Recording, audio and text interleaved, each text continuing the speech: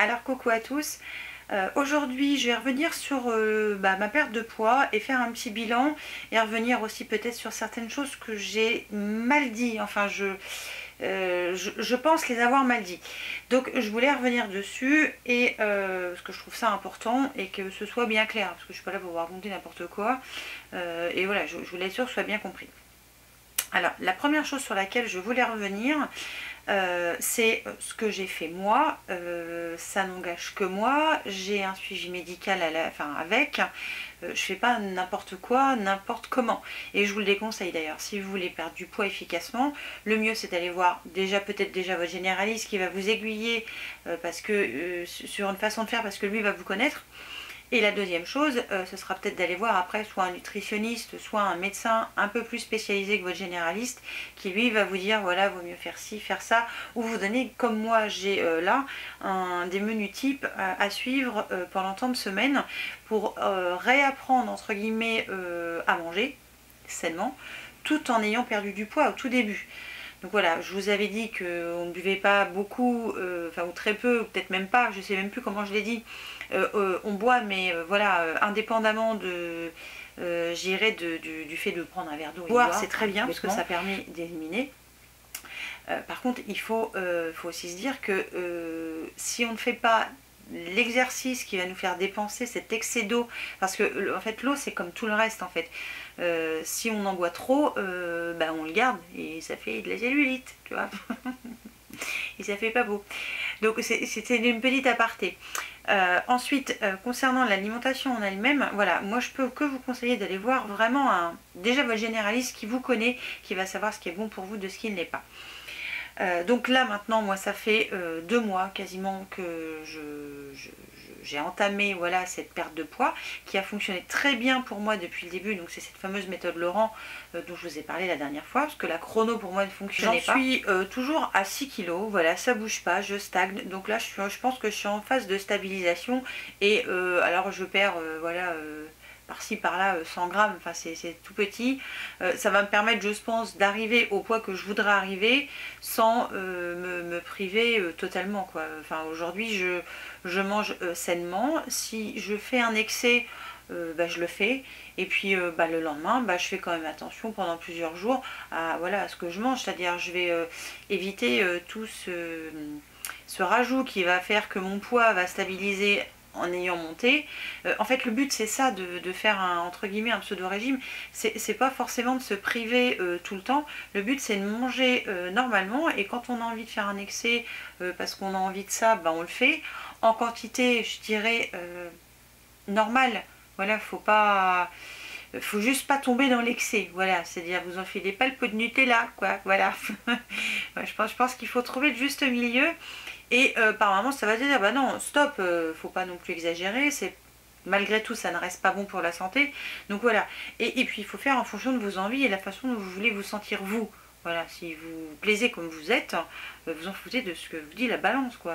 On s'en balance, c'est le cas de le dire, hein. Donc ça voilà, c'est deux choses sur lesquelles je voulais revenir qui sont très importantes. Faut pas vous fier à un poids particulier. Le poids qui vous correspond à vous, c'est pas le poids qui est marqué sur le papier. Voilà, ça n'a rien à voir. On a formé une petite team avec, donc nous sommes 4, donc avec 3 autres personnes et moi en plus. Donc Nicole, que je pense que vous connaissez, mais si vous ne la connaissez pas, de toute façon je vous mettrai le lien de tout ces personnes en barre d'infos. Donc Nicole Tonnel, il y a Émilie Mongrain de Folie, et il y a Benoît Pénacoiffe. Voilà, je regarde parce que je ne maîtrise pas bien son nom, j'ai bien imprimé son prénom, mais Benoît c'est bon, Et donc il y a Benoît. Alors je vous mettrai le lien de tout le monde de toute façon en barre d'infos. Et on a tous en fait cet objectif de perdre du poids. C'est ce qu'on a tous fait, indépendamment les uns des autres, parce qu'on n'utilise pas les mêmes choses. Et Nicole a eu cette super bonne idée de se poser une question à chacun et de voir comment nous on va y répondre, parce que voilà, chacun est différent. Le but voilà, c'est de vous faire comprendre qu'on est tous différents, que c'est pareil pour le maquillage, pour tout ça, et il faut vraiment que chacun fasse en fonction de son corps, comme chacun fait en fonction de sa peau, de ses envies, de ses goûts, enfin voilà, en fonction de sa personnalité à soi. Donc je me suis remis mon téléphone parce que j'ai un petit cerveau de petit pois en ce moment. Et donc c'est parti, on va commencer par enfin je vais répondre donc aux questions de mes collègues, entre guillemets, et la team perte de poids quand même. Donc je vais répondre aux questions qu'on s'est posées les uns aux autres. Et donc je vous mettrai le lien vers la vidéo de chacun, de façon à ce que vous voyez en fait, en fonction de chaque personne, qu'est-ce qu'on a répondu. Voilà, parce qu'on est tous différents, donc on va pas avoir les mêmes réponses. Alors la question qu'a posée Émilie, mon grain de folie que j'adore, Émilie c'est ma coéquipière pour monter à Paris, et ça je ne l'oublierai jamais, c'est clair. Bref, on n'en est pas là. Donc la question qu'a posée Émilie, qu'est-ce qui a été le plus difficile durant cette seconde période? Alors oui, parce que pour moi, je pense qu'il y a effectivement 2 périodes, et je pense que c'est ça ce que tu as voulu dire, Émilie. Première période, c'est la perte de poids. Pour moi, la deuxième période, c'est la stabilisation. Et durant cette deuxième période, qu'est-ce qui a été le plus difficile? En fait, c'est de ne pas retomber dans le système de je mange comme avant, quoi. Parce que j'ai le droit de manger comme avant, mais intelligemment. Voilà, ça a peut-être été, c'est peut-être même encore d'ailleurs la partie la plus difficile, c'est-à-dire j'ai une envie subite de fromage fondu au micro-ondes et je ne veux manger que ça durant mon repas. Eh ben non, voilà, faut pas que je le fasse et je le fais pas. Je fais mes tout petits morceaux, ouais, j'en ferai mais tout plus tard. Là tout de suite je n'en fais pas. Et oui, je pense que c'est ça, entre guillemets, ce qui a été un petit peu le plus difficile, c'est de ne pas retomber dans le système où je mange comme avant, où d'un seul coup, voilà, je me mets à table et j'ai une faim, ou ce qu'il y a dans l'assiette, ça me donne envie de me goinfrer, et non, je me goinfre pas, je reste normal, je réfléchis avant en fait, voilà. Et c'est ce que je vous conseille de faire. Quand vous en avez envie de quelque chose, je sais pas, ça peut être, enfin, peu importe ce que vous avez envie, moi je kiffe le fromage, et il y a des jours où j'ai une envie de manger que du fromage. Voilà, ça se pose pas comme question, c'est comme ça. Ce que je fais, c'est que je prends quand même quelques minutes, et je me dis, bon, je peux manger du fromage, j'ai le droit de manger du fromage, mais je suis peut-être pas obligée de manger que ça. Et en fait, j'essaie de me raisonner un petit peu quand même, parce que quand on fait quelque chose sous sous l'impulsion, on le fait pas bien, et c'est là qu'on fait la connerie, enfin la boulette, pardon d'être vulgaire, c'est là qu'on fait en général l'erreur qu'il ne faut pas faire.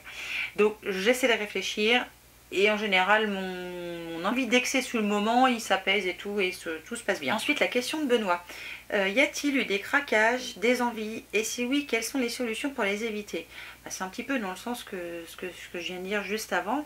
Oui, j'ai eu des envies, j'ai eu des craquages, parce qu'il y a des fois le soir, comme je veille tard, parce qu'en ce moment je fais plein de choses le soir tard, forcément ça fait un moment qu'on a mangé, parce que oui, parce qu'à cette heure pétante, c'est l'heure de manger, hein, voilà, parce que j'ai faim. Et donc on mange vers 7h, 7h05, pas beaucoup après en général. On mange à l'heure des poules, je sais, hormis le week-end. Et c'est vrai que le fait de veiller un peu, d'être là tard, de monter mes vidéos, tout ça, je me couche, il est minuit, 1h du matin. Et j'ai cette envie de manger. D'un seul coup, j'ai cette envie de manger. Et ça m'est arrivé d'aller dans le frigo et de manger un petit bout de fromage. Voilà. Du fromage. Je mangeais pas de pain. Mais juste du fromage, et je me pétais un petit bout de fromage, voilà. Alors je tombais pas dans les sucreries ou dans ces trucs là, moi c'est le fromage, donc et ça m'est arrivé, et je pense que le mieux quand ça arrive, c'est pas forcément de culpabiliser à mort, parce que ça sert absolument à rien de culpabiliser. Une fois qu'on l'a fait, c'est trop tard, on l'a fait. Voilà, il faut absolument pas culpabiliser. Ce qu'il faut tout simplement, c'est se dire que bon demain, je vais quand même faire attention sur ce que je vais manger, et à la rigueur, le fromage que j'ai mangé ce soir, je le mange pas demain. Et puis voilà, et puis on ne culpabilise pas. Sur le moment, on s'est fait du bien, on s'est fait plaisir. Et puis voilà, essayez de faire attention dans la journée qui suit, voire les 2 jours qui suivent, en fonction de l'excès que vous avez fait. Mais voilà, faut pas vous sentir non plus coupable à vous sentir pas bien, quoi. C'est pas ça. C'est pas ça, perdre du poids et se sentir bien au final. Donc voilà, j'espère que je suis claire dans ce que je dis. Ensuite, la question de Nicole. Quelles sont les aides extérieures au programme alimentaire nécessaires pour mincir en beauté? Les aides extérieures, c'est déjà l'entourage, parce que je pense qu'il faut que l'entourage, il faut qu'il comprenne pourquoi on le fait. Et ne pas juger. Donc que ce soit l'entourage familial ou l'entourage n'importe lequel, c'est-à-dire vous allez chez quelqu'un, vous dites bah non ça je peux pas en manger parce que je fais attention à ce que je mange. Enfin, j'ai remarqué, hein, souvent les personnes le prennent à la rigolade, mais je vois même pas ce qu'il y a de drôle. Je vais vous donner l'exemple de la clope parce que je trouve que c'est encore plus flagrant. Voilà, si vous êtes en train d'arrêter de fumer, vous avez l'autre qui fume à côté de vous et qui vous le fout limite dans le nez. Moi, ça ne me gêne pas, ça me donne envie. Ça me donne envie parce que je trouve que ça sent bon. Voilà, tu comprends le truc, enfin voilà. Et c'est pareil pour la bouffe. On vous met un truc alléchant sous le nez, vous allez vous contenir jusqu'à un moment où vous ne pourrez plus tenir. Donc, et les gens ne comprennent pas toujours ça. Souvent, ils le prennent à la rigolade parce qu'eux, ils n'ont pas ce problème-là. Et où ils n'ont pas, voilà, ils n'ont pas besoin de perdre du poids, ou ils s'en foutent, ou je ne sais quoi. Et c'est vachement important de respecter, je trouve, ce que fait l'autre. Et je vois pas pourquoi, dans ce cas-là, la personne, elle se moque. Je trouve ça nul, je trouve pas ça bien. Et je pense qu'il faut un minimum de respect envers les choix de chacun. Et voilà, dès l'instant qu'on respecte l'autre, on respecte ses choix, sa façon de faire, ses envies, ses non-envies aussi. Et s'il a envie de perdre du poids, ben, il a envie de perdre du poids, on n'a pas à juger. Moi, je le vois dans mon boulot, ça leur passe, ouais, ça leur passe au-delà. Mais après, voilà... c'est mon problème à moi. Par contre, qu'on ne vienne pas m'enquiquiner. Voilà, je ne mange pas de pain, enfin je mange plus de pain le midi, ou très peu, ou alors du pain complet. Et ils sont là à me couper un morceau de pain quand même. Enfin, c'est lourdingue, quoi. Il est où le respect? Voilà. Il est où le respect envers moi? Il n'y en a pas. Là, pour moi, il n'y en a pas. Donc ça a été très flagrant. Et j'ai remarqué, alors c'était quoi la question, Nicole? Parce que je crois que je suis partie en live. Il faut des aides extérieures. Oui, ce qu'il ne faut pas, c'est des anti-aides extérieures. C'est surtout ça ce qu'il ne faut pas. Une aide extérieure, je dirais quelque part, on n'a pas forcément besoin des autres pour y arriver. Par contre, on n'a pas besoin qu'ils viennent foutre la merde. Voilà, juste ça, juste foutre la merde. On n'a pas besoin qu'ils viennent là. T'en veux, hein?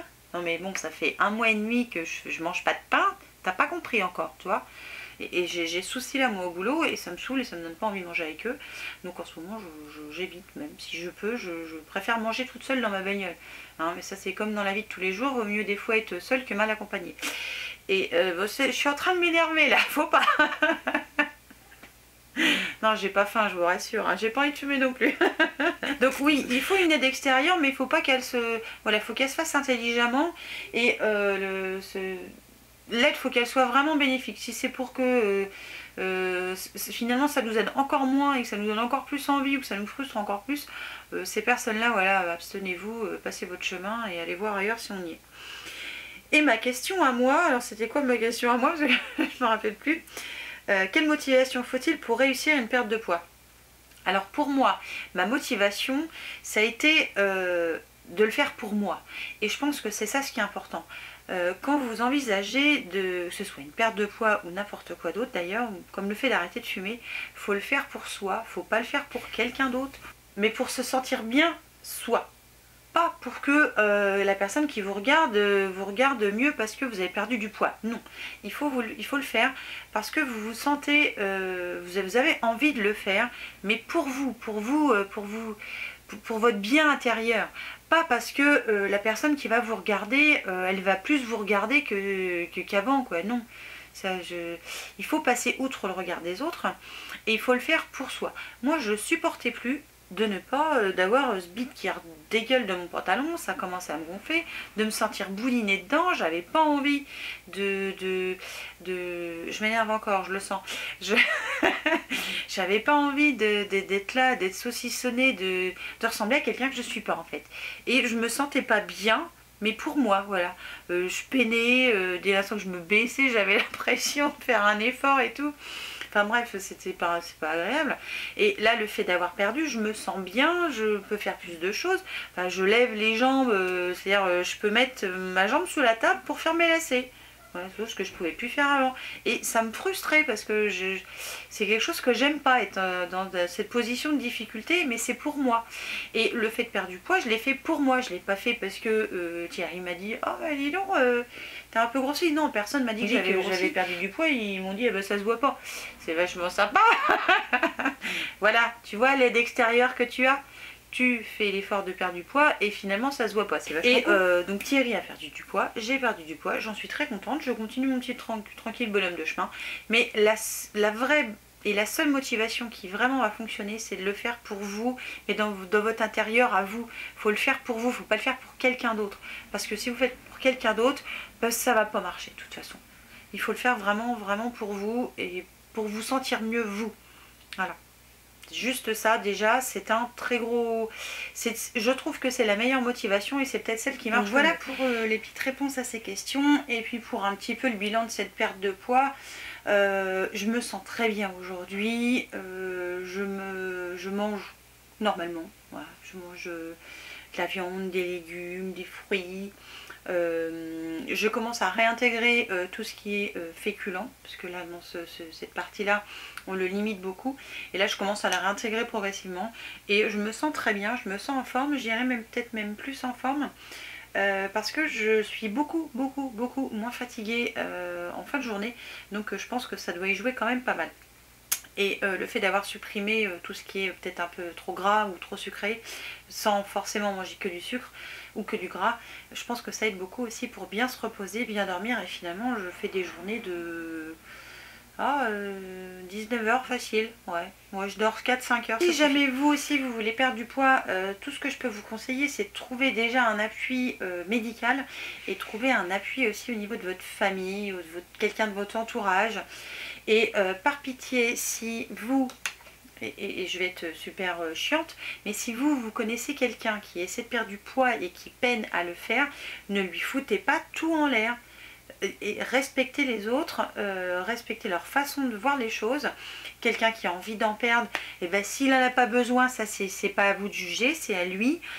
Chacun fait encore ce qu'il veut, et par pitié, allez pas enquiquiner les gens qui veulent faire les choses. Il veut faire telle ou telle chose, mais foutez-lui la paix et laissez-le faire. Voilà, tout simplement. Je le dis parce que voilà, moi je rencontre ce problème là et je trouve ça super agaçant, ces gens qui se croient, qui croient savoir ce qui est bien pour les autres. Non, on est seul à savoir ce qui est bien pour nous, on est tout seul à le savoir. Voilà, donc je trouve ça aberrant, et en même temps je voulais râler un peu quand même parce que je sens que je me réénerve encore. Bon, c'est une vidéo énervement, bref. Cette vidéo se termine. J'espère que j'aurais pu vous apporter quelques petites choses. Et puis n'hésitez pas à poser des questions si vous en avez. Je répondrai évidemment avec plaisir. Et je vous fais évidemment plein de bisous. Et je vous dis à très vite pour une nouvelle vidéo. Ciao!